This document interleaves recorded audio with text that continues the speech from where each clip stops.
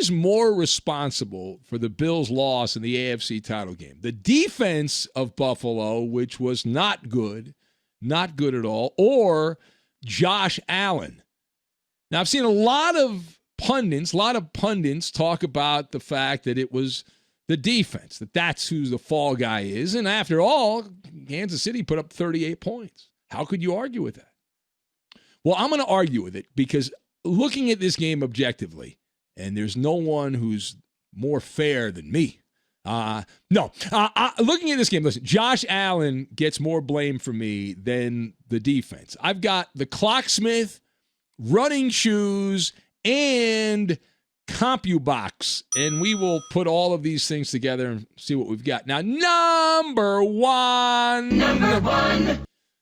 The Chiefs have a nuclear-powered offense. We knew that going in. If you expected them to be shut down, then you are a big dummy, right? You're a neophyte that hasn't watched a lot of football. Now, could the Buffalo defense have done a better job of tackling Tyreek Hill when he was getting 15, 20 yards, it seemed like, every time he was catching the football? Sure.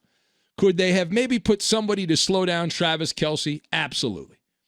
Right? Does a bear poop in the woods? But that's not the story here. It's not. Josh Allen did not live up to the hype on this particular game. In this environment, the AFC Championship game, one win away from the Super Bowl, on his way to sainthood with the Buffalo Bills, Josh Allen stubbed his toe on the big stage. He did. Now, we are truth tellers here. Allen was given a golden opportunity early on. The game was really lost early on because even though Buffalo jumped out to the lead, the Chiefs came out, they were sluggish. McCole Hardman muffed a punt. Kansas City had he got a 3-yard line. They got an early gift touchdown. They missed the extra point. Bills should have been up 10-0. Instead, it was 9-0. And Josh Allen, also the beneficiary of an early drop, what would have been an interception by the Kansas City defense. And then those bad habits popped back up. Ta-da! For Josh Allen. Pocket panic. Instead of a quarterback coach, Josh Allen and the Bills need to invest in a clocksmith because that internal clock, a wee bit haywire, just a wee bit haywire, right? Unwilling to throw the ball away when being pressured. Numerous occasions. Now, Allen ended up being sacked 4 times. It felt like a lot more than that, but a stunning loss, 53 yards for Josh Allen in lost yardage on the sacks. And he's really fortunate. In many ways, it wasn't worse than that. But if you look at the final numbers here, Josh Allen averaged just 6 yards per attempt, throwing a lot of passes that didn't get a lot. Right? And you can say, well, the receivers for the Bills did not get those yards after the catch and all that, but you throw a lot of short passes and you're hoping that the players you have will run past the defense. Well, on this day, it didn't happen. And in the second and third quarters, this is where Josh Allen really has to have the dummy label on him, inefficient. Second and third quarter, Buffalo was outscored 31-6. During that stretch, Josh Allen had a passer rating of about 78. He was drowning, right? Now, he didn't turn the ball over per se, but he wasn't matriculating the ball down the field and going into the bakery. Second part of this, going into Benny's Bakery. And if we're going to cook up the blame pie, which I like to make the blame pie. Now, Buffalo's defense is not without blame, clearly, but if you were to break it up, it's about 40%. I'd say 40% on the defense, and I'd go 60% on Josh Allen. If it's just between Josh Allen and the defense. Kansas City had 29 first downs, 439 yards of offense. They took advantage of their opportunities. They were 5 for 5 on goal-to-go situations. So 5 times the Chiefs got it goal-to-go. They scored on all 5. And they were 5 out of 6 on red zone opportunities. The Bills, on the other hand, they only had a couple of goal-to-go chances. They were 1 out of 2. And red zone, they had 5 red zone opportunities. They only converted on 2 of them. It's 40% conversion rate. So you knew going into this, if you did any kind of handicapping or looking at the game, you knew going into this matchup for Josh Allen and friends that he was going to have to match Patrick Mahomes. For a lot of wise guys tell us, oh, let me tell you something, this Josh Allen, he's just as good as Mahomes, blah, blah, blah, blah, blah. Okay, this was his opportunity. All right, this was his chance.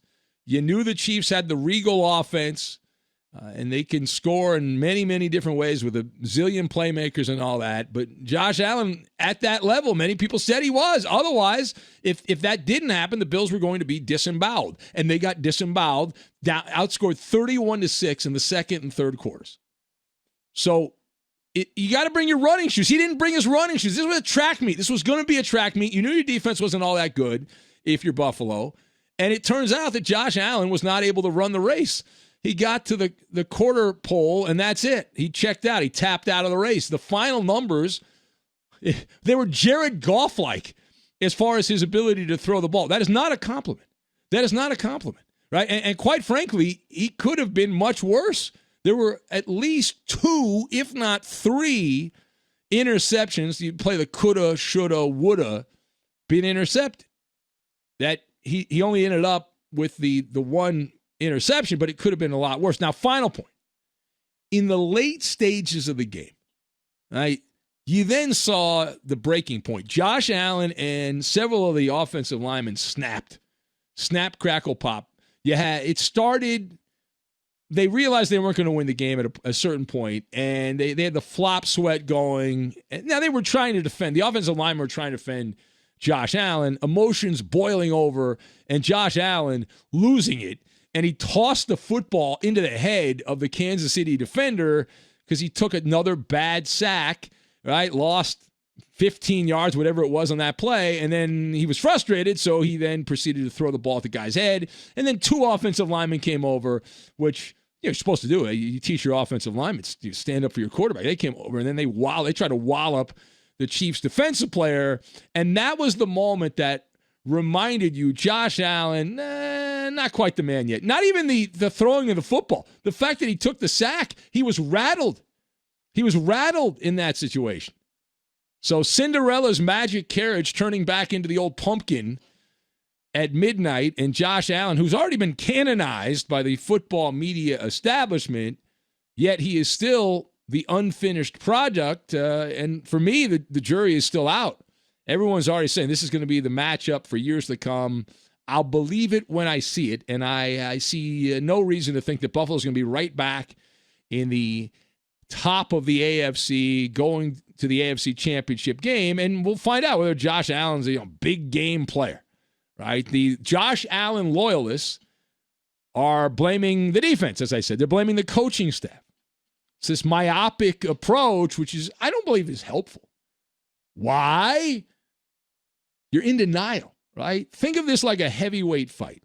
In the post-mortem, the tail of the tape after the fight, looking at the post-fight Compubox punch stats, one of the key indicators that I look for is which quarterback is going to make the fewer negative plays.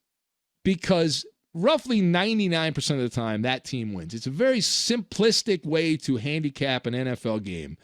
And I had mentioned this in the lead up to the AFC Championship game, and I didn't trust that Josh Allen was going to be able to not turn the ball over. Now, he only had 1 interception, but if you look at that metric, bad plays, that's interceptions, incompletions, sacks, and fumbles. In the head-to-head Compubox punch stats, Josh Allen had 25 bad plays. He had 20 incompletions, 1 interception. He was sacked 4 times. It felt like more. But he was only officially given 4 sacks. So that's 25 bad plays. How many did Patrick Mahomes have? He had 9 incompletions, 1 sack, no interceptions. That's 10. So that means the Buffalo defense had to overcome 15 more bad plays by their quarterback, as opposed they were unable to get those negative plays out of Patrick Mahomes.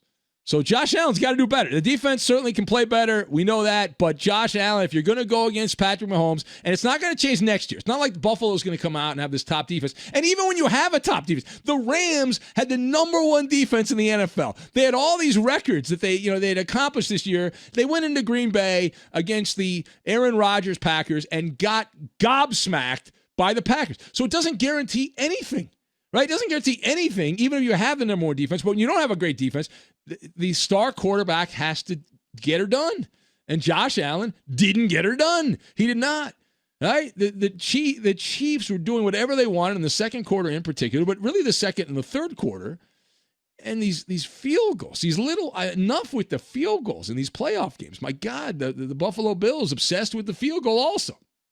Push it down. Get touchdowns. That's the way to go. All right, here's Josh Allen, who points out that one of the problems the Bills had in this game, in particular, in the beginning of the game, was actually consistently getting into the place known as the end zone. We couldn't get the ball in the end zone. And then we got down there, thrown an interception, a couple of bad decisions on my part. Just the communication aspect of it, too. They did a good job of being able to check out of their blitzes and not really allow us any time to get back to what we were originally going to run. But again, it comes down to decision-making and putting the ball where it needed to be, and I didn't do that well enough tonight. Yeah. It's nice of Josh Allen to do his post-game newser in the toilet. That's good. I like that. See sound bouncing off the walls. All right, here's Sean McDermott, the Buffalo coach, and he's using the time-tested excuse when your quarterback doesn't play well. Here's what you're supposed to say. It's right out of sportscliche.com. Here's Sean McDermott, the Buffalo coach.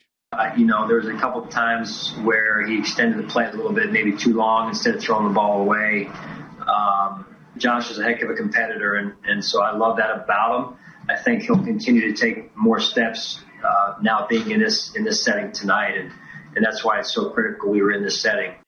Yeah, so essentially it's like in baseball. You see that mostly in baseball when a hitter sucks over like 2 weeks and is batting like 1 for 30 or something, 1 for 40, something like that. And they say, well, he's just trying to too much, right? Oh, just trying to like hit the ball. Like Josh Allen was trying to too much, like complete passes down the field. He was trying to do too much.